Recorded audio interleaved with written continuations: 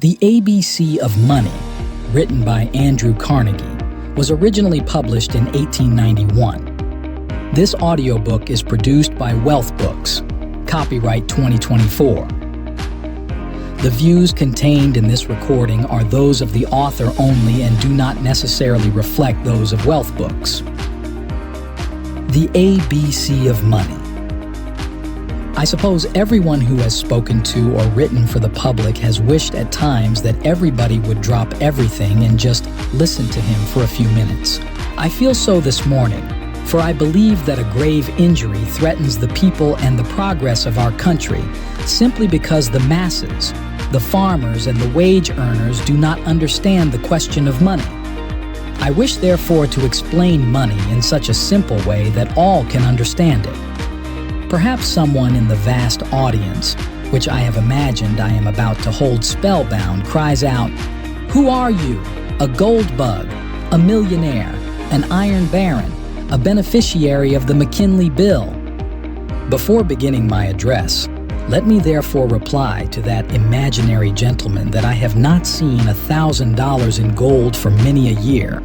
So far as the McKinley Bill is concerned, I am perhaps the one man in the United States who has the best right to complain under it, for it has cut and slashed the duties upon iron and steel, reducing them to 20, 25, and 30%. And if it will recommend me to my supposed interrupter, I beg to inform him that I do not greatly disapprove of these reductions as an American manufacturer.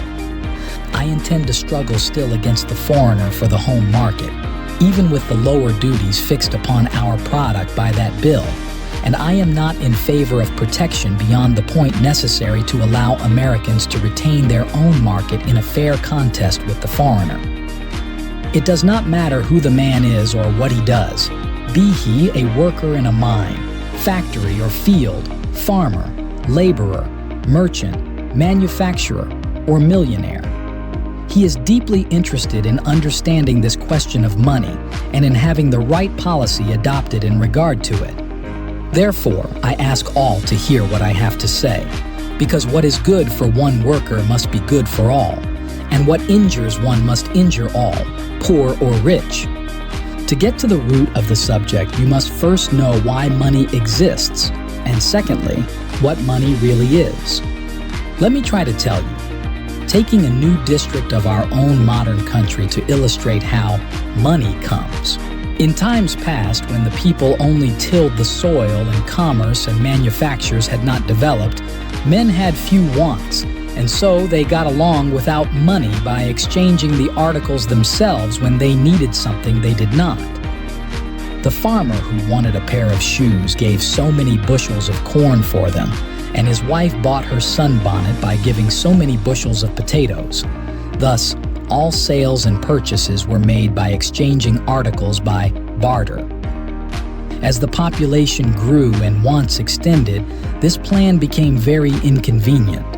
One man in the district then started a general store, kept on hand a great many of the things that were most wanted, and took for these any of the articles that the farmer had to give in exchange.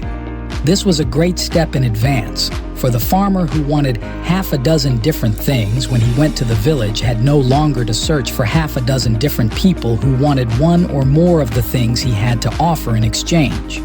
He could now go directly to one man, the storekeeper, and for any of his agricultural products, he could get most of the articles he desired. It did not matter to the storekeeper whether he gave the farmer tea or coffee, blankets or a hay rake, nor did it matter what articles he took from the farmer, wheat or corn or potatoes, so he could send them away to the city and get other articles for them that he wanted. The farmer could even pay the wages of his hired men by giving them orders for articles at the store. No dollars appear here yet, you see. All is still barter. The exchange of articles very inconvenient and very costly because the agricultural articles given in exchange had to be hauled about and were always changing their value.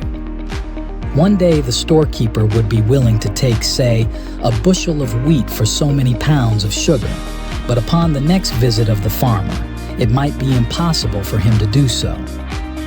He might require more wheat for the same amount of sugar, But if the market for wheat had risen and not fallen, you may be sure the storekeeper didn't take less wheat as promptly as he required more. It was just the same with any of the articles that the farmer had to offer. These went up and down in value. So did the tea and the coffee, the sugar and the clothing and the boots and the shoes that the storekeeper had for exchange. Now it is needless to remark that in all these dealings, the storekeeper had the advantage over the farmer. He knew the markets and their ups and downs long before the farmer did, and he knew the signs of the times better than the farmer or any of his customers could. The cute storekeeper had the inside track all the time. Just here, I wish you to note particularly that the storekeeper liked to take one article from the farmer better than another, that article being always the one for which the storekeeper had the best customers, something that was most in demand. In Virginia, that article came to be tobacco. Over a great portion of our country, it was wheat. Whence comes the saying, "as good as wheat"? It was taken everywhere because it could be most easily disposed of for anything else desired. A curious illustration about wheat I find in the life of my friend, Judge Mellon of Pittsburgh, who has written one of the best biographies in the world because it is done so naturally. When the judge's father bought his farm near Pittsburgh, he agreed to pay, not in dollars, but in sacks of wheat, so many sacks every year. This was not very long ago. What we now call money was not much used then in the West or South, but you see that in its absence, experience had driven the people to select one article to use for exchanging other articles, and that this was wheat in Pennsylvania and tobacco in Virginia. This was done not through any legislation, but simply because experience had proved the necessity for making the one thing serve as money, which had proved itself best as a basis for paying for a farm or for effecting any exchange of things. And further, different articles were found to be best for the purpose in different regions. Wheat was as good as wheat for using as money, independent of any law. The people had voted for wheat and made it their money, and because tobacco was the principal crop in Virginia, the people there found it the best for using as money in that state. Please observe that in all cases, human society chooses for that basis article we call money, that which fluctuates least in price, is the most generally used or desired, is in the greatest, most general, and most constant demand, and has value in itself. Money is only a word meaning the article used as the basis for exchanging all other articles. An article is not first made valuable by law and then elected to be money. The article first proves itself valuable and best suited for the purpose, and so becomes of itself and in itself the basis of the article, money. It elects itself. Wheat and tobacco were just as clearly money when used as the basis of the article as gold and silver are money now. We take one step further. As the country becomes more and more populous, the wants of the people become more and more numerous.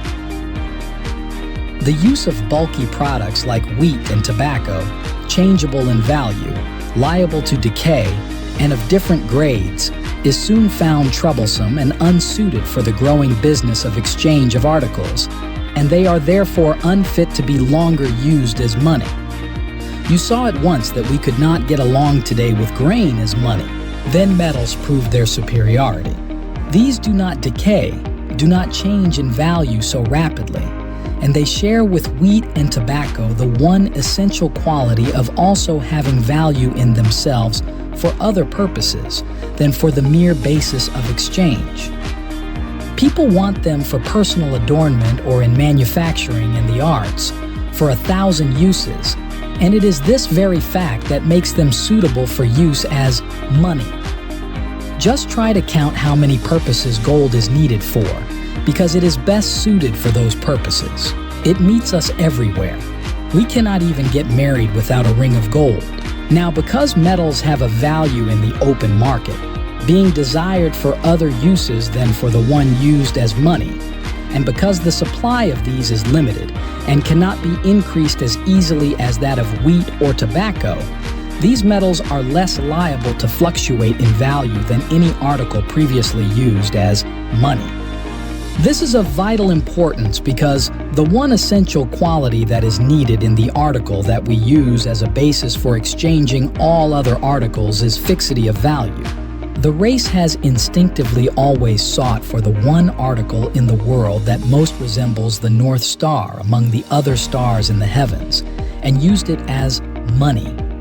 The article that changes least in value, as the North Star is the star that changes its position least in the heavens, and what the North Star is among stars. The article people elect as money is among articles. All other articles revolve around it, just as all other stars revolve around the North Star. We have proceeded so far that we have now dropped all perishable articles and elected metals as our money, or rather, metals have proved themselves better than anything else for the standard of value, money.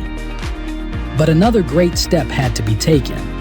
When I was in China, I received as change shavings and chips cut off a bar of silver and weighed before my eyes in the scales of the merchant, for the Chinese have no coined money.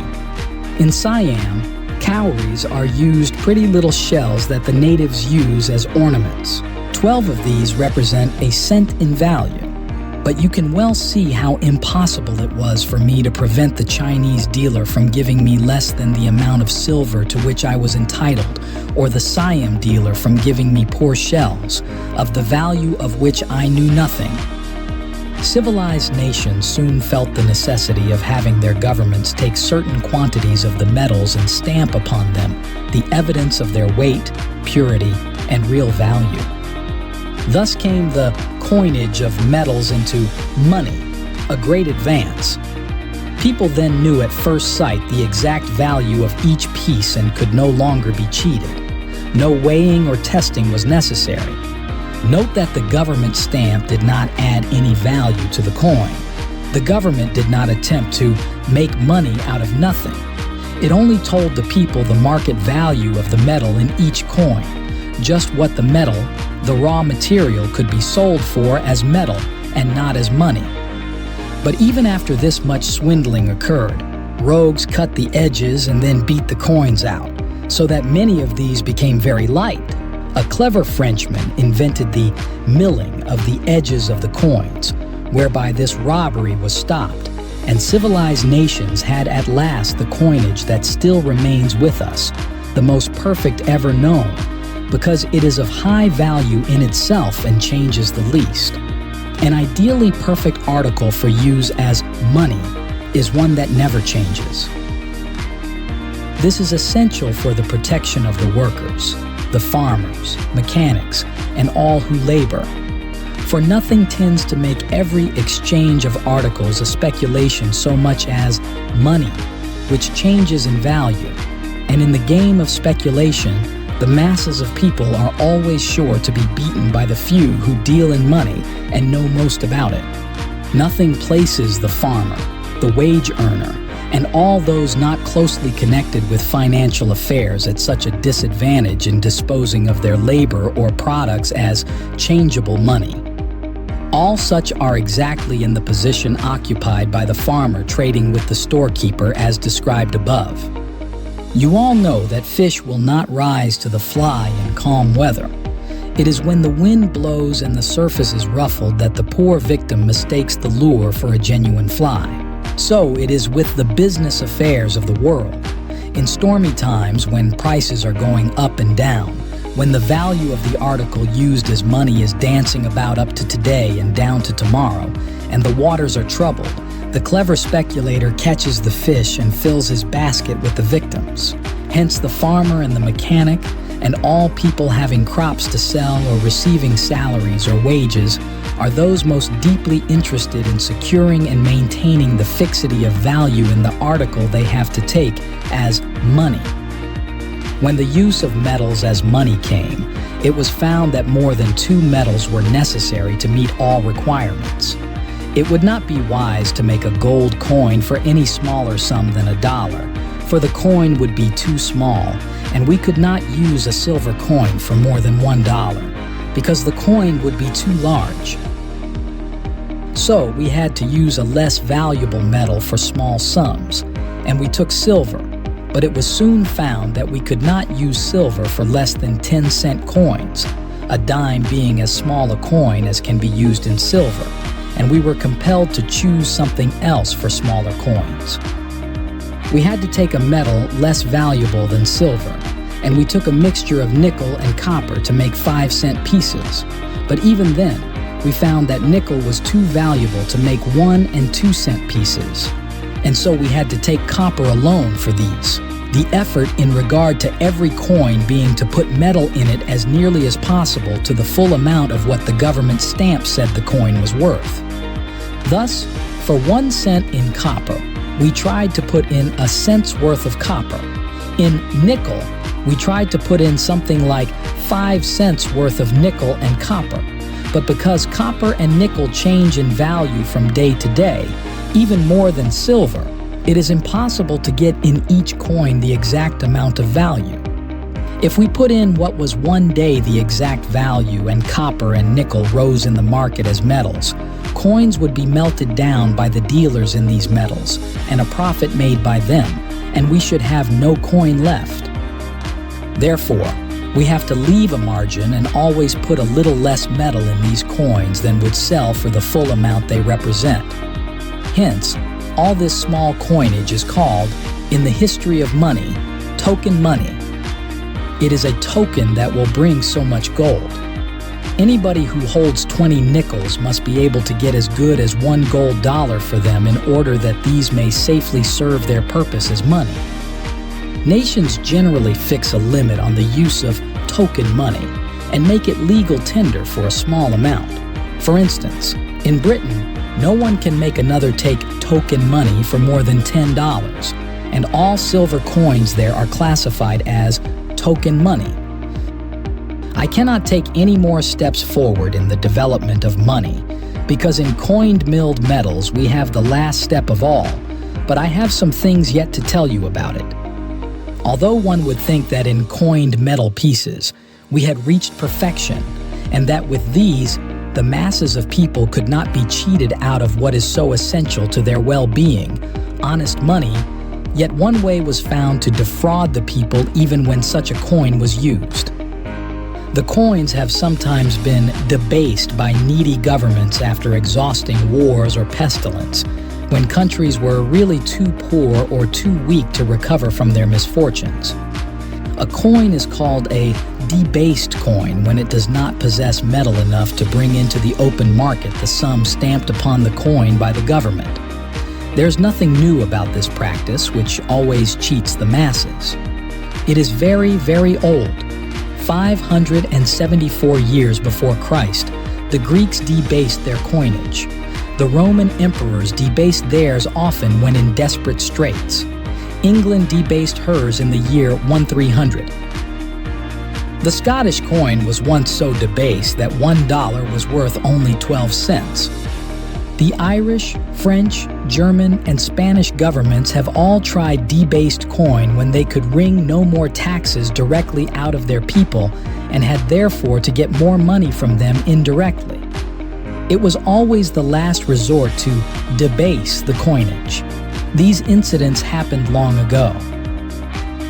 Nations of the first rank in our day do not fall so low. I must pause to make one exception to this statement. I bow my head in shame as I write it. The United States. Every one of its silver dollars is a debased coin. When a government issues a debased coin, it takes away all that experience that has proven to be sound in regard to money. Sound finance requires the government only to certify the real value possessed by each coin issued from its mints, so that people may not be cheated. Every time the government stamps the words $1 upon 371 1 for 4 grains of silver, it stamps a lie. Disgraceful, but too true, for the silver in it is worth not $1 but only 78 cents. Another delusion about money has often led nations into trouble. The idea that a government could make money simply by stamping certain words upon pieces of paper, just as any of you can make money by writing a note promising to pay $100 on demand. But you know that when you do that, you are not making money, but making a debt. So is any government that issues its promise to pay.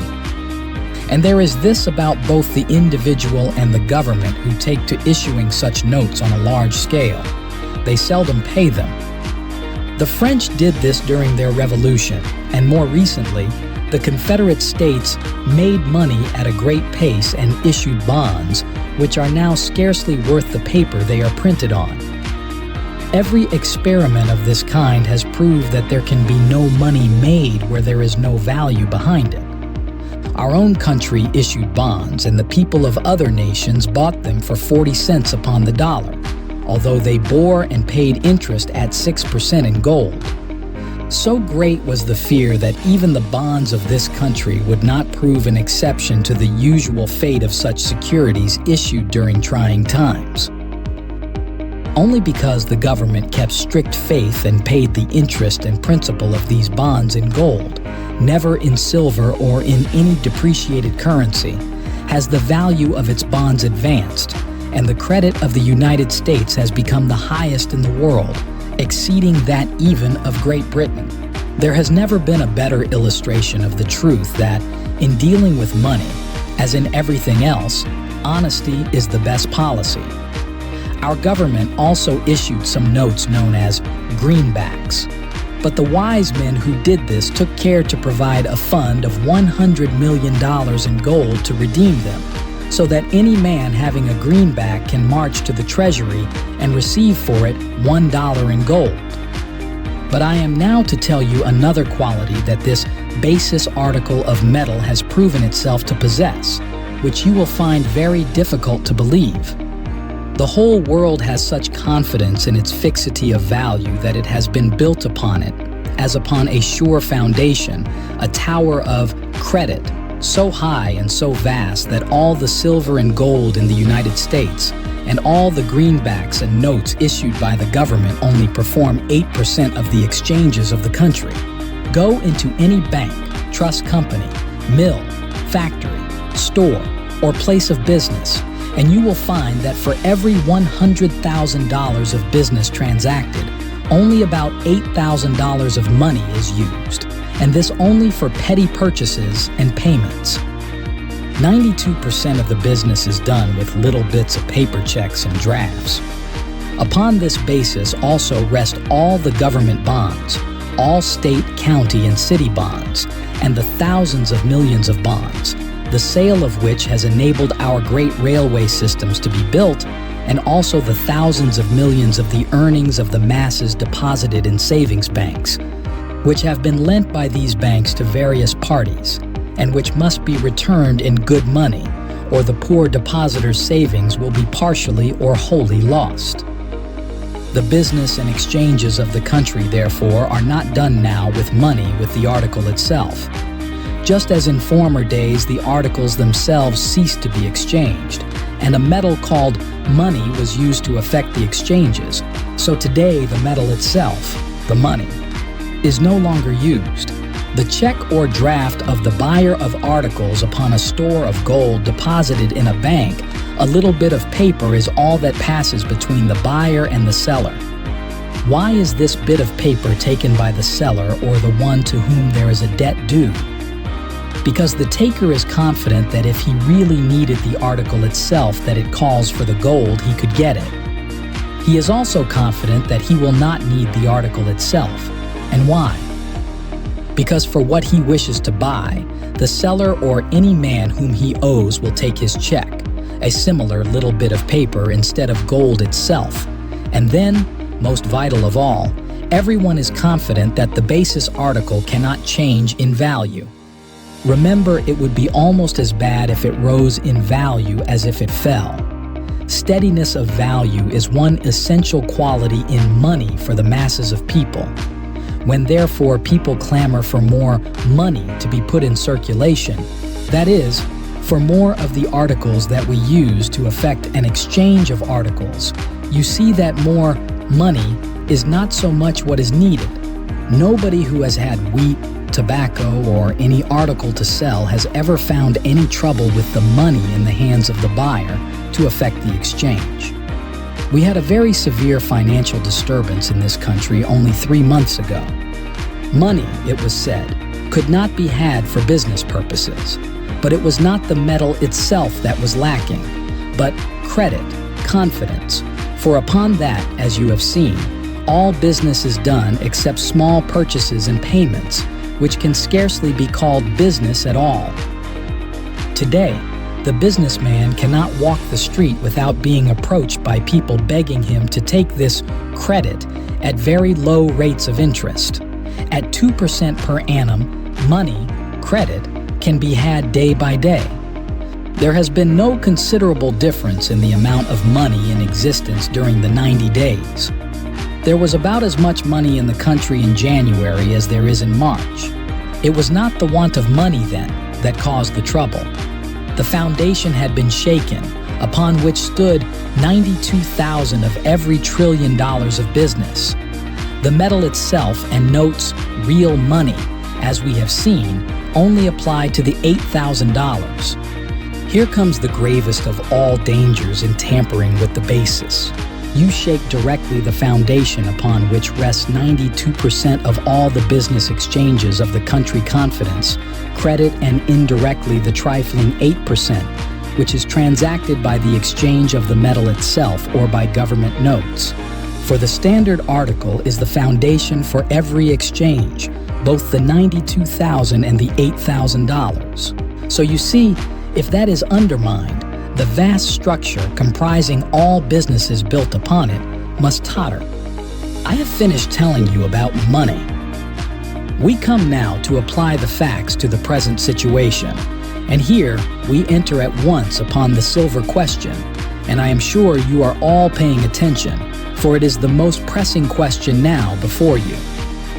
You see that the race, in its progress, has used various articles as money, and discarded them when better articles were found, and that it has finally reached coined pieces of valuable metal as the most perfect article. Only 2 metals are used among civilized nations as the standard metal: gold in some countries and silver in others. No country can have 2 standards. Centuries ago, silver was adopted as the standard in China, India, and Japan, and more recently in the South American republics, and it is still the standard in these countries. When adopted, it was a wise choice. Silver had nearly doubled its present value and was then steady, and it answered all the needs of rural people. The principal nations of Europe and our own country, being further advanced and having much greater business transactions, found the necessity for using as a standard a more valuable metal than silver, and gold was adopted. But as silver was used as money in many parts of the world as the standard and used in these gold-basis countries for small change, it was possible for these nations to agree upon the value in gold that would be accorded to silver. And this was fixed at 15 1/2 ounces of silver to 1 of gold. Please note that this was then, as nearly as possible, the market value of silver as a metal compared with gold as a metal. The nations did not attempt to give silver any fictitious value, but only its own inherent value. And more than this, each of these nations agreed, when the agreement came to an end, to redeem all the silver coins it had issued in gold at the fixed value. Everything went well under this arrangement for a long time. The more advanced nations were on a gold basis, the less advanced nations on a silver basis, and both were equally well served. What, then, has raised this silver question, which everybody is discussing? Just this fact: while the supply and therefore the value of gold remained about the same, great deposits of silver were discovered, wonderful improvements made in mining machinery, and still more wonderful in the machinery for refining silver ore. And as more and more silver were produced at less cost, its value naturally fell more and more. 1 ounce of it, worth $1.33 in 1872, is now worth only $1.04. It has fallen as low as 93 cents. It has danced up and down. It has lost its fixity of value. To all countries upon a silver basis, there has come confusion and disaster in consequence. The question in India, with its 285 million people, is most serious, and you see how our South American republics are troubled by this fall in the value of their basis article, by which all other articles are measured. Even the European nations, which are on a gold basis, are troubled by this silver question. For under the agreement to rate 15.5 ounces of silver as worth an ounce of gold, some of these nations have had enormous amounts of silver thrust upon them. Most of them saw what was coming many years ago and ceased to increase their silver. Some disposed of a great deal of what they had and placed themselves strictly on a gold basis. But there are still in European countries $1,100 million of silver legal tender coins, not counting the amount of token silver money used for small changes. It is not safe to say that less than 25 ounces of it would be found equal to 1 ounce of gold if put on the market, instead of the 15.5 ounce basis upon which these countries have obtained it. All European countries have been, and are still, trying hard to escape from silver. In 1878, those comprising the Latin Union, which fixed the price of silver, France, Belgium, Italy, Switzerland, and Greece, finally closed their mints to legal tender silver. Norway, Sweden, and Denmark in 1873 and 1875 ran out from under the silver avalanche and now stand firmly on a gold basis. Holland also, in 1875, took its stand practically on gold. Austria-Hungary has not coined silver since 1879, except a small amount of Levant silver thalers for a special trade purpose. Even half-civilized Russia took the alarm and ran as fast as she could out of the silver danger, for in 1876 she shut her mints to the further coinage of the dangerous metal, except for such a small amount as China wished to take promptly from her. So you see that all those countries that have tried silver and found out the evils that it produces and its dangers have been, and are now, using every means to rid themselves of it. For 13 years, it has been cast out of their mints, and during this long period, no full legal tender silver coins have been issued in Europe. Only our republic among nations is boldly plunging deeper and deeper into the dangers of silver coinage. When we have had the experience of older nations as to its operations, we may, and I think, surely will wish, like them, to retrace our steps when it is too late. So you see, there is trouble wherever there is silver. What to do with their silver, which has fallen so low in value, is a serious problem in all these countries. It hangs like a dark cloud over their future. So much has fallen in all parts of the world and disturbed everything that several conferences have been called by the nations in recent years, to which the United States has sent delegates. The object of these was to see whether the chief commercial nations could not agree again upon a new gold value for silver. But the conclusion has always been that it was too dangerous to attempt to fix a new value for silver until it could be more clearly seen what the future was to show about its supply and value, for perhaps it might fall so low that 25 or 30 ounces of it would not be worth more than an ounce of gold. No one can tell. As our country has already gone so far into the danger of having $482 million in depreciated silver, we had to confer with our neighbors in misfortune and appear as creditors, have to appear at meetings held to try to support the bad business of a failing debtor. Perhaps you are asking yourselves why, when I spoke of all the European countries in relation to silver, I did not state the amount of silver held in reserve by our principal rival, Great Britain. Listen for a moment and then ponder over the reply. Not $1. France has no less than $650 million in silver in her bank, but every dollar of Britain's reserves is on one steady, exchangeable basis gold. The wise old bird, the dear motherland, sits upon her perch, whistling away out of all danger from this silver trouble. She has made London the financial center of the world. If anything is bought or sold in foreign lands, a draft upon London is demanded because everyone knows that, come what may, it will be paid in the best article, which cannot fall in value gold. There is no draft in Paris, Vienna, or New York for wise men. Why? Because the nations represented by these cities have become involved in great possible losses from their huge piles of silver, they may attempt, through legislation, to make drafts payable in that metal, which fluctuates so much in value. I wish the people of the United States would watch Britain carefully. She is keeping her own counsel. She is treating the silver-loaded nations with cool politeness in the conferences, which she graciously condescends to attend only because India, over which she rules, is unfortunately on a silver basis. If it were not for that, she would probably politely decline. When they talk about fixing a gold value on silver, she says that she really does not know what she will decide on the matter. What she is praying for is that the United States will continue to go deeper and deeper into silver until retreat is impossible, and she will keep her old policy, which has made her supreme in finance. Her only possible rival is not to be found in Europe but here in the United States. What a grand thing for Britain if our country could be brought down to a silver basis, forced to relinquish the one standard that can alone give a nation front rank in the financial world. Silver for the Republic, gold for the monarchy. This is what Great Britain is hoping may come to pass, and what every American should resolve never shall. Governments may pass whatever laws they please about silver.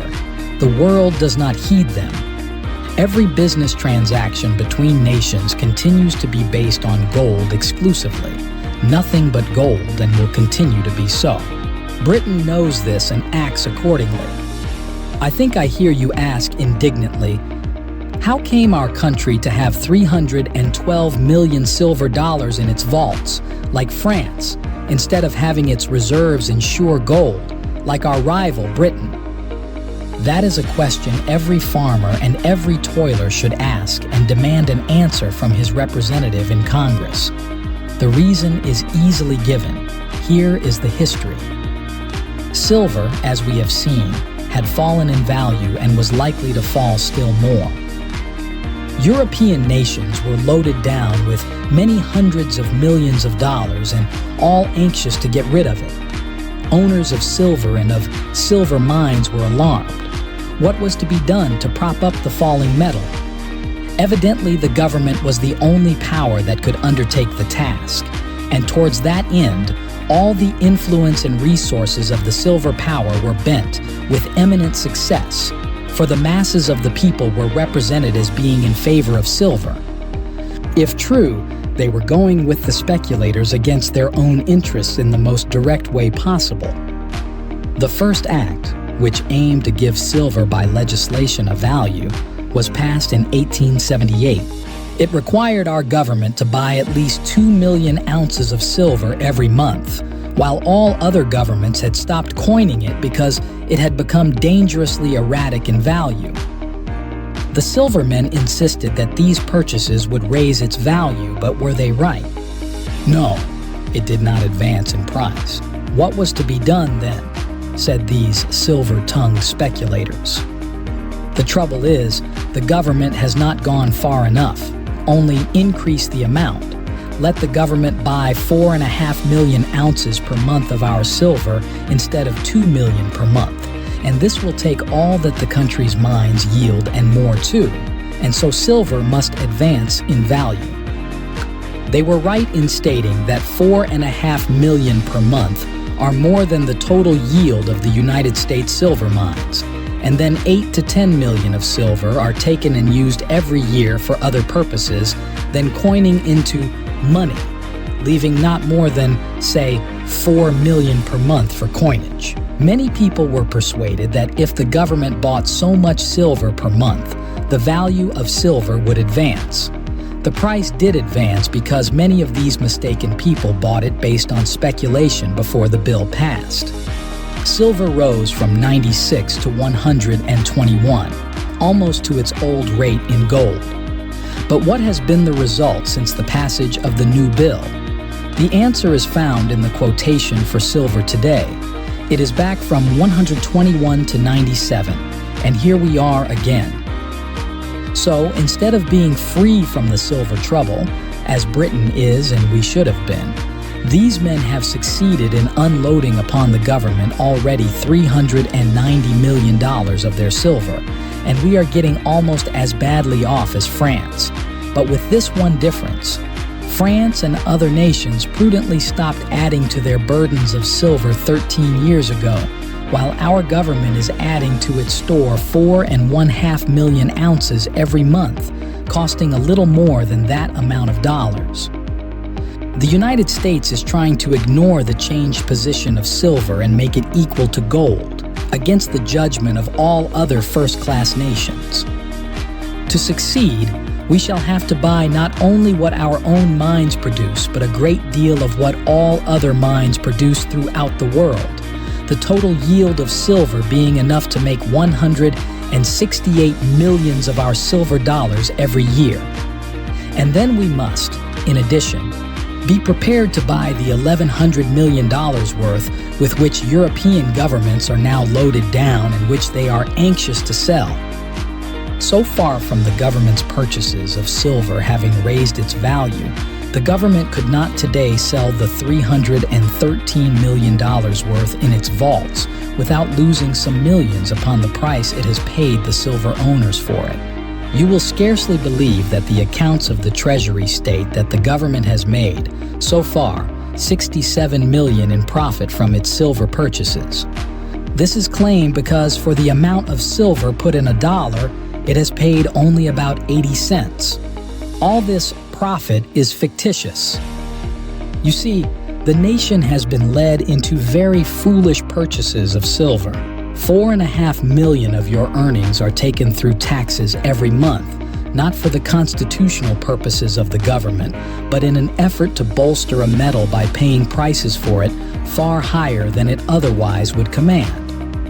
Your government is being used as a tool to enrich the owners of silver and silver mines. This is indeed bad, but hardly worth mentioning compared with the danger of panic and disaster it brings with it through the probable banishment of the steady gold basis and the introduction of the unsteady silver basis. The Republic had the disgrace of slavery and abolished it. Until this year, it was disgraced in the eyes of the world because it had no law that secured to others than its own citizens the right to their tertiary productions. That disgrace has passed away also, but there has come upon it the disgrace of debased coinage. The Great Republic issues dishonest coins, and it is the only nation in the world that does so, except Mexico, which still coins a little silver. But while the disgrace is upon us, the financial evils of debased coinage are yet to come.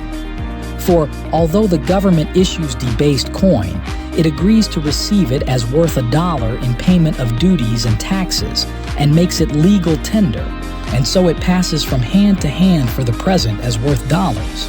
In this way, the government has been able so far to prevent its depreciation. Nobody knows how long it can continue issuing 4.5 million more of these notes or coins every month and keeping them equal to gold. But one thing is clear. Ultimately, the load must become too heavy, and unless silver rises in value, enough is put into the dollars to represent their value in gold, or the purchase of silver by the government is stopped, we must sooner or later fall from the gold standard to the condition of the Argentine and other South American republics. This is how these silver dollars will act, which do not have enough metal to sell for dollars, when the world begins to lose confidence in the ability of the government to issue them to pay gold for them when asked. Suppose a number of you had decided to carry a huge log from the woods, and you all got under it and, bending your necks, took its weight upon your shoulders. Some doubted whether you really could stagger on under the load, and suppose 2 or 3 of you, after casting timid glances at each other, concluded you had better get from under, what would be the result? The lack of confidence would probably result in killing those who were foolish enough to remain. It is just so with this delicate question of the measure of values. A few speculators, or gold bugs, will resolve that, come what may, they will make themselves safe and get from under. Even in the minds of the most reckless, there will be some doubt whether the United States alone can take the load of the world upon its shoulders and carry it, when all the other nations together are afraid to try it, and when no nation in the history of the world has ever succeeded in giving permanent value as a standard for money to a metal that does not in itself possess that value. Mark this. Our government has only succeeded so far in doing this with its silver dollars because it has issued only a limited quantity and has been able to redeem them in gold, just as you could take a piece of paper and write on it. This is good for $1 and I promise to pay it. That would be your fiat money. The question is, how long could you get people to take these slips for dollars? How soon would some suspicious man suggest that you were issuing too many? And then these slips would lose reputation. People would begin to doubt whether you could really pay all the dollars promised if called upon, and from that moment on, you could issue no more. Just as with governments, all can keep their small change afloat, although it may not contain metal equal to its face value. And it is a poor government that cannot go a little further and get the world to take something from it in the form of money, which is only partially so. But then, remember, any government will soon exhaust its credit if it continues to issue as money anything but what has intrinsic value as metal all the world over. Every nation has had to eventually recoin its debased coin or repudiate its obligations and go through the perils and disgrace of loss of credit and position. In many instances, the debased coin was never redeemed, the poor people who held it being compelled to stand the loss. There is, however, one valuable feature of the present silver law that, if not changed, may stop the issue of many more debased silver dollars. It requires that 2 million of the 4.5 million ounces of silver purchased each month be coined into money for 1 year. After that, only such amounts are to be coined as are found necessary to redeem the silver notes issued. As people prefer the notes to silver, little or no coinage of silver dollars will be necessary, and only silver notes will be issued. When the government ceases to coin silver dollars, it will stand forth in its true character before the people that of a huge speculator in silver, or, rather, as the tool of silver speculators, piling up in its vaults every month 4.5 million ounces, not in the form of money, but in bars. Surely this cannot fail to awaken the people to the true state of affairs and cause them to demand that the reckless speculation cease. It is in every respect much less dangerous, however, to keep the silver purchased in bullion than to coin it in debased dollars, because it renders it easier at some future day to begin the coinage of honest silver dollars. That is, coins containing the amount of silver metal that commands $1 as metal. Instead of 371 grains of silver, 450 or 460, or more or less, should be used. This is just about the amount the government gets for each dollar. No possible act of legislation that I know of would produce such lasting benefit to the masses of people in this country. But beyond material benefit, something much higher is involved: the honor of the Republic. The stamp of its government should certify only that which is true. I do not suppose that there are many men in the United States, except owners of silver, who would vote that silver should take the place of gold as the standard of value. If the people understood that the question was whether the one metal or the other silver or gold should be elected as the standard, the vote would be almost unanimous for gold. Its superiority is so manifest. Yet such is surely the issue, although the advocates of silver disclaim any intention to disturb the gold standard, saying they only desire to elevate silver and give it the position that gold has as money. But you might as well try to have two horses come in first in a race, or to have two best of anything. You might as well argue for two national flags in one country. Just as surely as the citizen has to elect the banner under which he stands or falls, so surely must he elect gold or silver for his financial standard. The Standard article cannot be made to share its throne with anything else, any more than the Stars and Stripes can be made to share its sovereignty with any other flag in its own country. For there is this law about money: the worst drives the best from the field. The reason for this is very clear. Suppose you get in exchange a $5 gold piece and $5 in silver, and there is some doubt whether an act of Congress will really prove effective in keeping silver equal to gold in value forever. 99 people out of 100 may think that the law will give this permanent value to silver, which the article itself does not possess, but one man in 100 may have doubts about the subject. I think the more a man knows about money, the more doubts he will have. And although you may have no doubts, the fact that I have doubts, for instance, will lead you to say, well, he may be right. It is possible I may be wrong. I guess I will give Smith this silver for my groceries tomorrow and give the old lady this beautiful, bright, golden piece to put by. It needs no acts of Congress. All the acts of Congress in the world cannot lessen its value. The metal in it is worth $5 anywhere in the world, independent of the government stamp. These 5 pieces of silver are worth only $3.75 as metal. Yes, I shall let Smith have the silver. Gold is good enough for me. And you may be sure Smith unloads the silver as soon as he can upon Jones. And many people will believe and act so, and the gold in the country will disappear from business, and silver alone will be seen and circulated. Every man that gets it gives it to another as soon as he can, keeping it in active circulation, and every man that gets a bit of gold holds it, thus keeping it out of circulation.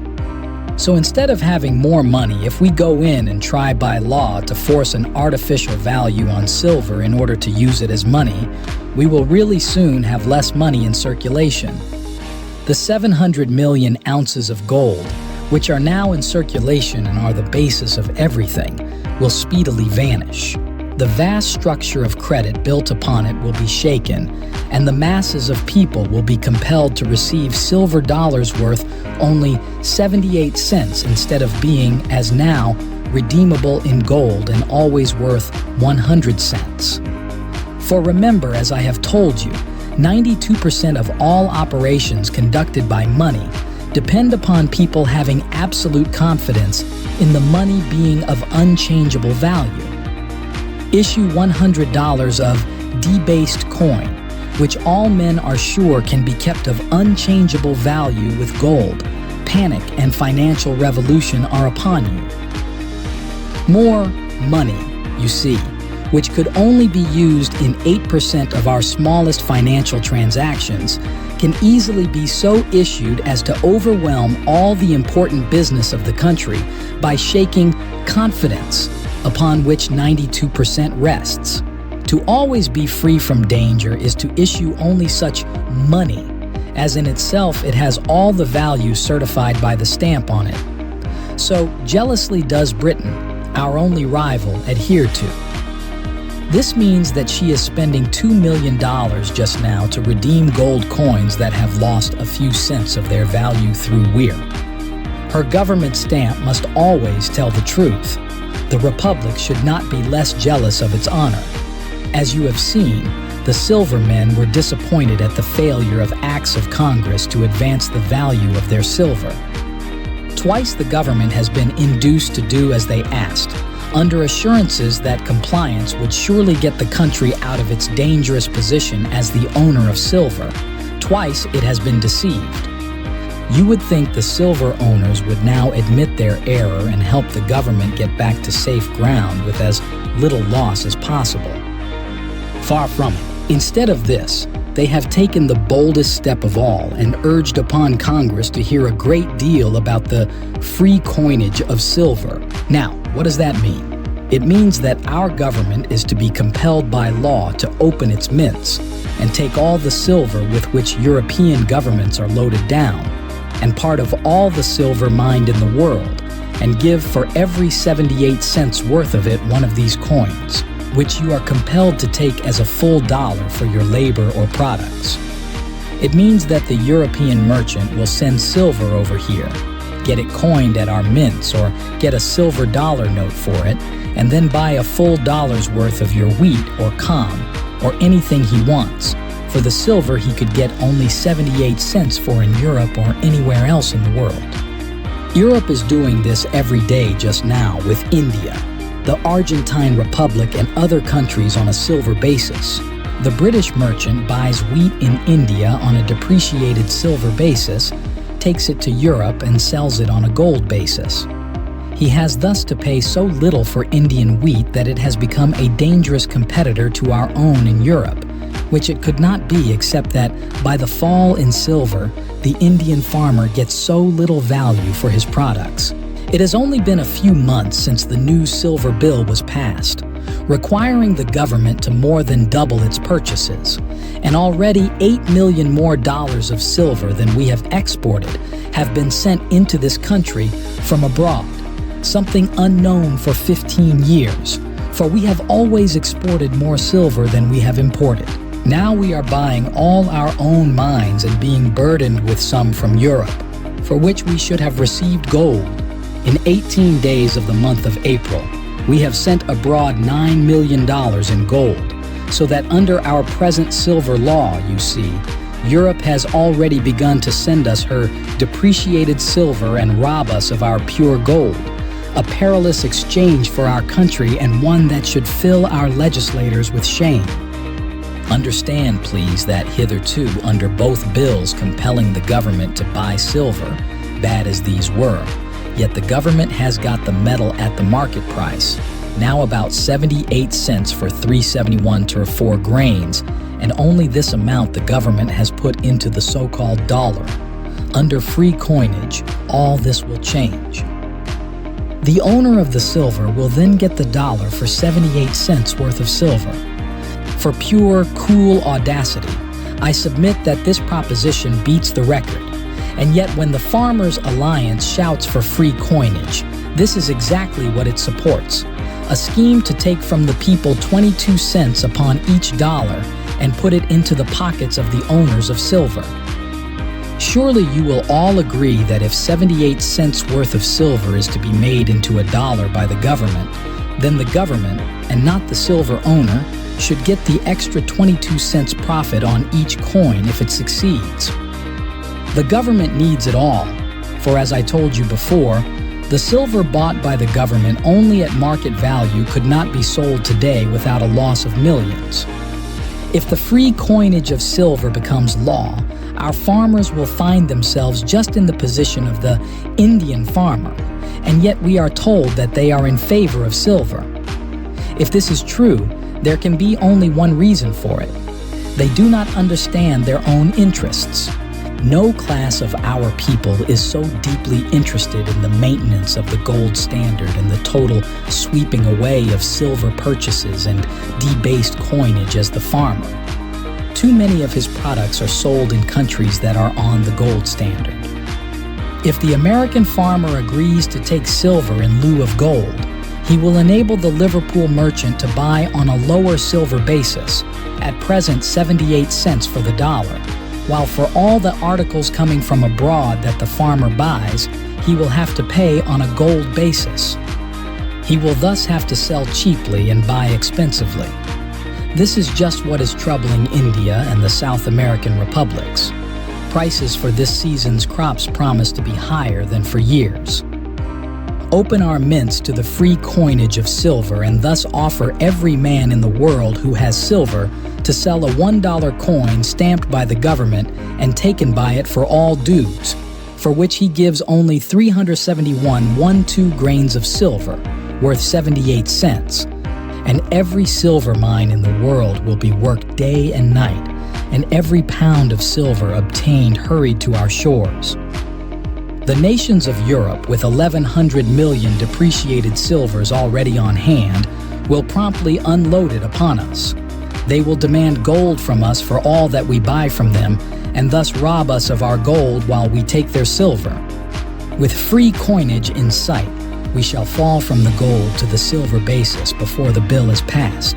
The last words of the late lamented Secretary Wyndham will prove true.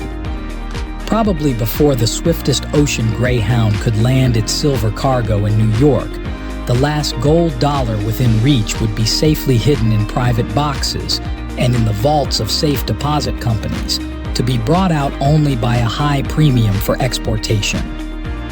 It is a dangerous sea upon which we have embarked. You should ask yourselves why you should endanger the gold basis for silver. Does anyone assert that the silver basis would be better for you or for the country? Impossible. No one dares go as far as this. All that the wildest advocate of change ventures to say is that he believes that silver could be made as good as gold. Everybody knows that nothing could be made better. Let us ask why anyone but the owner of silver should wish for silver to be made artificially or anything else than intrinsically. What benefit does it to anyone, except the owner of silver, that the metal silver should not remain where natural causes place it, like the metals copper and nickel? Why should it be credited with anything but its own merits? There was no prejudice in the mind of anyone against it. It has had a fair race with gold. The field is always open for it, or for any metal, to prove itself better suited for the basis of value. If silver became more valuable in the market and steadier in value than gold, it would supplant gold. Why not give the position to the metal that wins in fair competition? Gold needs no bolstering by legislation. It speaks for itself. Every gold coin is worth just what it professes to be worth in any part of the world. There is no doubt about it. There is no possible loss. And equally important, there is no possible speculation. Its value cannot be raised and cannot be depressed. The speculator, having no chance to gamble upon its ups and downs, does not favor it. But this is the very reason you should favor that which gives you absolute security of value all the time. Your interests and the interests of the speculator are not the same. Upon your losses, he makes his gains. One reason why silver should be purchased and coined is that the country does not have money, and that free coinage of silver will give it more. But if we need more money, the only metal that is wise to buy is gold. Why issue your notes for silver, which is falling in value and involves unknown dangers, when for these same notes you can get the solid, pure article itself, real money and gold, which cannot possibly entail a loss to the country? But is it true that the country does not have enough money? That is, you remember, the coined article used for exchanging other articles. If so, it is a new discovery. We have not suffered for want of coined money in times past, and yet there is for each man, woman, and child $5 more money in circulation than there ever was. We have more circulating medium, that is, money, per head than any country in Europe, with one exception, France, where the people do not use checks and drafts as much as other similar countries, a fact that makes it necessary to have many times more coined money than we require. Still, there is little objection to having just as much coined money as is desired, provided it is not debased but honest money. And the only way to be sure of that is to buy gold and coin it into money, not silver, whose future value is so doubtful and whose purchases have so far been a losing speculation. Ask the advocate for more money why gold is not the best metal for the government to buy and coin into money for the people, and see what he has to say. Gold is as much an American product as silver. Our mines furnish more than $2 million of it every month. He could have no objection except that this would not tend to keep up the price of his own product, silver. He could not deny that it would provide safer money for the people. There is another plea urged on behalf of silver.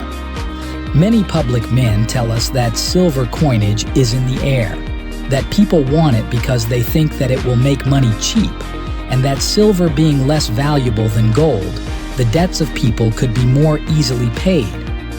But let me call your attention to one point just here. The savings and property of the people could only be reduced in value if the gold standard fell.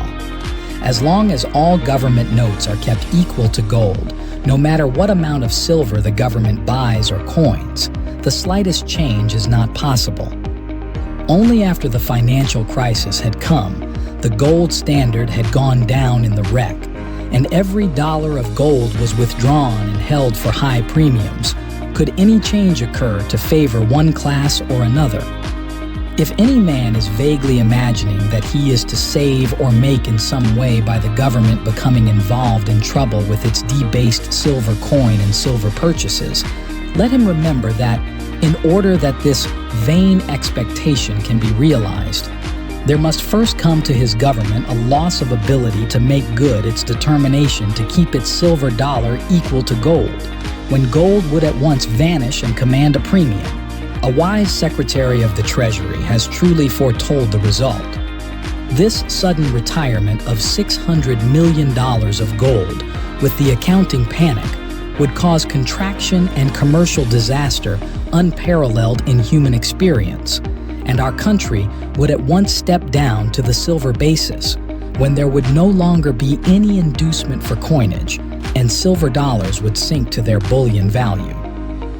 The man who tries to bring about this disaster in the hope of profiting from it is his twin brother, who would wreck the express train for the chance of sharing its contents, or would drive the ship of state on the rocks for the chance of securing a part of the wrecked cargo.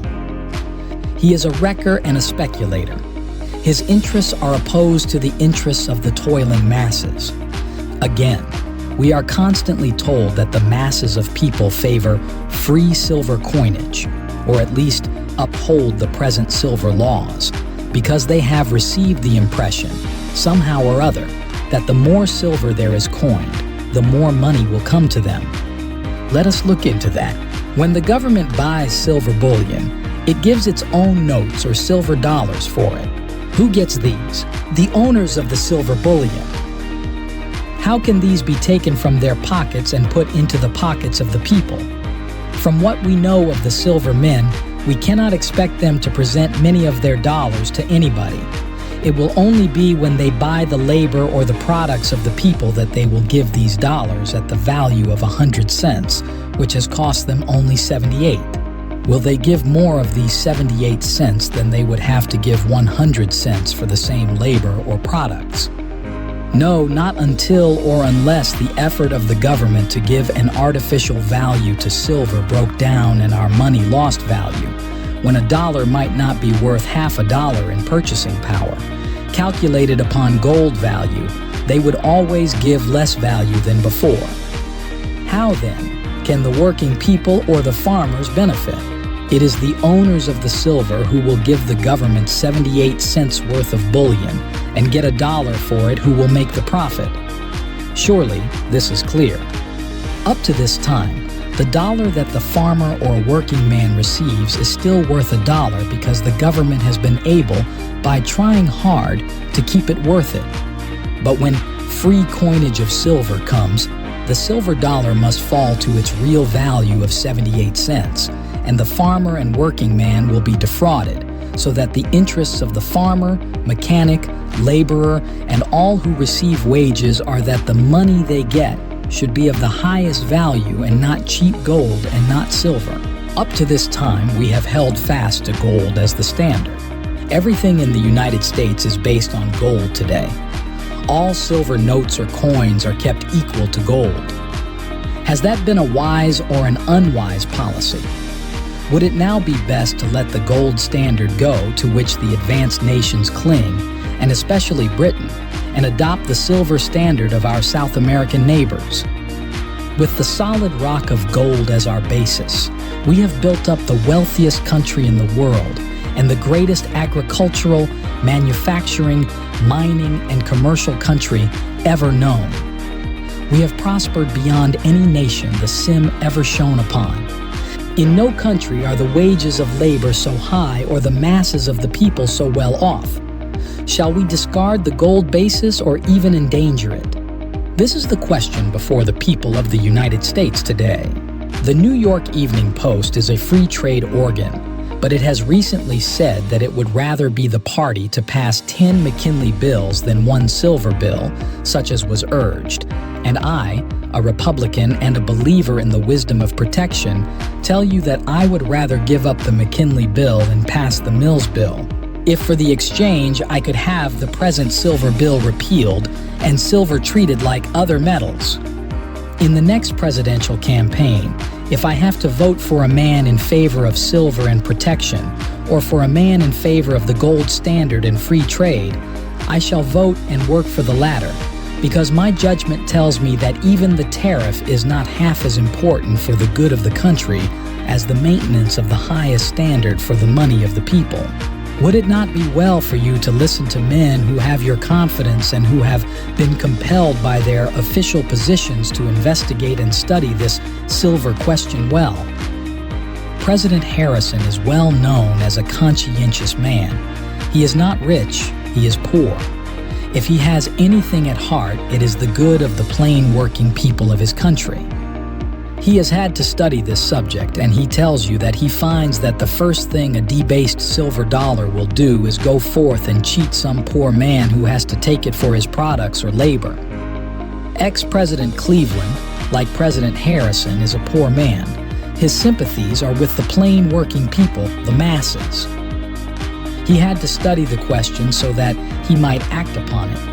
And although many of his party members have been led away into the crusade for silver temporarily, it is to be hoped Mr. Cleveland felt that he must tell the truth and denounce the free silver coinage idea, because he found that it must injure the workers of the nation. His recent letter gives another proof that he is a natural leader of men, a brave man and not a coward. His personal prospects, which he weighs, are not against the true welfare of the toilers who once made him president. In addition to these, no abler, purer, or grander Democrat ever managed the finances of this nation than Mr. Manning. No abler, purer, or grander Republican ever did so than Mr. Wyndham. These men were friends of the masses, if ever the masses had friends. Both had to investigate the silver question so that they might learn what was best and act so as to promote the permanent welfare of the people. Both became deeply concerned about the impending danger of debased money and used all their powers to stop representatives in Congress from forcing the government to imperil the interests of the working man, who must have the best money for his labor or products or be the prey of speculators. These great men, two of them exalted to the highest political office upon earth by your suffrages, had and have at heart only the good of the many as against the possible enrichment of the few. These political opponents, as they were or are, that they should agree upon this question must surely give every farmer, mechanic, and working man in the United States grave reason for believing that they, and not the advocates of silver, are his wisest counselors. I close with one word of advice to the people. Unless the government ceases to burden itself month by month with more silver, or if the free coinage of silver is seriously entertained, avoid silver. When you lay by anything, let it be in gold. When you deposit in the savings bank, let it be a gold deposit. Therefore, ask the bank to give you a gold receipt. There is no use in the poor taking any risk. If you do not act promptly, you will find no gold left for you. The speculators and those closely identified with business will have it all. It is a fact full of warning that no bonds could be sold to advantage today that were not made, especially payable in gold. There is danger ahead. Whatever happens, you can sleep soundly on gold. Silver will bring bad dreams to wise men. Our government can do much. It is very strong. But there are two things that it cannot do. It cannot, by itself, permanently gives silver a higher value than it possesses throughout the world as metal, though this is what it is trying to do, and it cannot lessen the value of gold.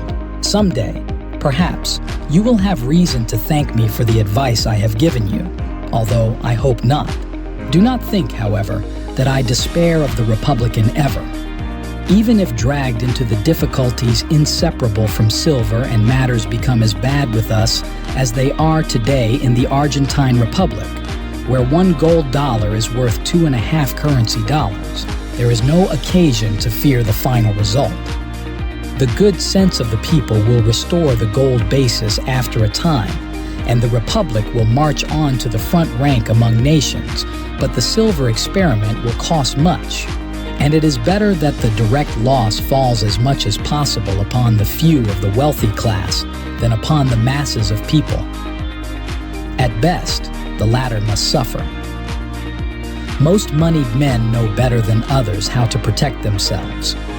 All this loss, I am sure, the people would prevent if they could only be made to understand the question. For their interests, far more than those of the rich, lie with honest money, and their wishes have only to be expressed to their representatives to prevent the threatened crisis. Silver, owing to changes in value, has become the tool of the speculator. Steady, pure, and unchangeable gold has ever been, and never was so much as now, the best instrument for the protection of the masses of people. I have written in vain if this paper does not do something to explain why this is so, and to impel the people to let their representatives in Congress clearly understand that, come what may, the stamp of the Republic must be made true. The money of the American people kept the highest and surest value of all money in the world, above all doubt or suspicion, standard in the future as in the past, not fluctuating silver but unchanging gold. The end. We hope that you've enjoyed this audiobook. Subscribe to our channel so you will get notified every time we upload a new video.